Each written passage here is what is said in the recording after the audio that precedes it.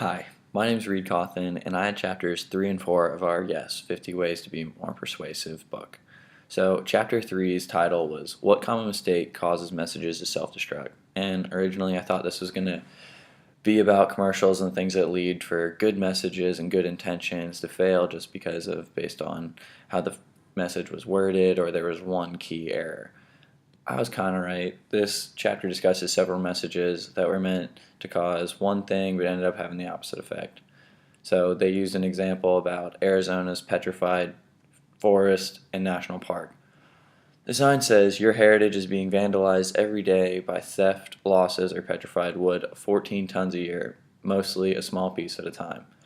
So that talks about a lot of wood being stolen, and it makes it seem almost like everybody's doing it. And so while they're saying don't do it, it kind of encourages you to almost do it and dares you, like, go ahead, get yours while you can because everybody else is going to be doing it, so they're going to run out of wood soon. Get it while you can.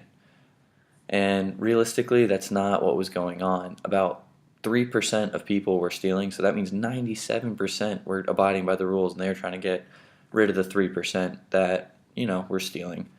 But the way they phrased it made it seem like it was a ton more people actually interested in stealing. And so, because of the power of phrasing, the researchers came up with a subtly powerful PSA with a strong social proof appeal towards the desired behavior.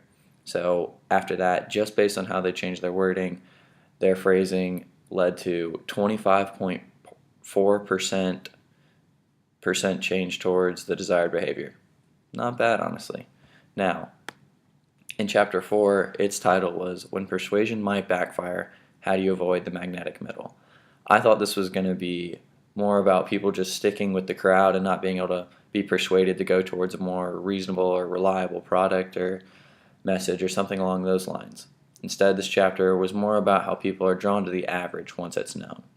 They examined a town's energy usage. The people that were over the average reduced their energy usage towards the average, and the people that were below average on energy actually rose their energy usage to match the average.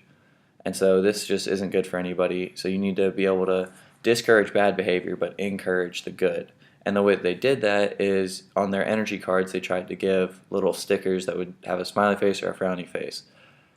They found that the frowny face really didn't have any positive or negative effect, didn't really change anything for people that were above average on their energy usage and reducing it.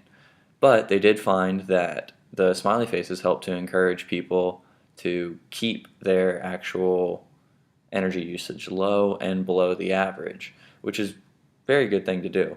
So they conclude with a pretty witty idiom. Says, to prevent a good apple from getting spoiled by a bunch of bad ones, remember to show your appreciation for it. And I think that says a lot, so that if you can do a cross between discouraging and showing that there's a social appeal for people to not do something, you can discourage the bad behavior and then you need to find a way to stay ahead and encourage the good behavior. And the best way to do that is to give things like smiley face stickers. All right, thanks.